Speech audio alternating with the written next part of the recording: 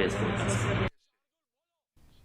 Joy MLA and Muda Chairman Wailat Miki Shilla yesterday inaugurated a new public toilet at Kiang Nangbah Stadium, built in collaboration with the Rotary Club Joy West Jantia District Sports Association and the Joy Municipal Board under the 15 Finance Commission Award 2020 to 2021. Speaking as chief guest, Shilla emphasized the importance of proper supervision of the construction to ensure the facilities' upkeep.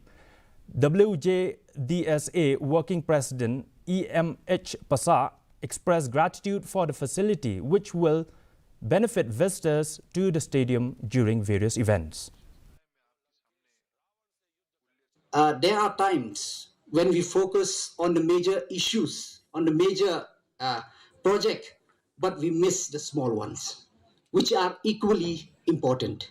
So really, I really like to congratulate the member of the Rotary Club for coming forward with this project, and I'm confident that this will be help the people at large.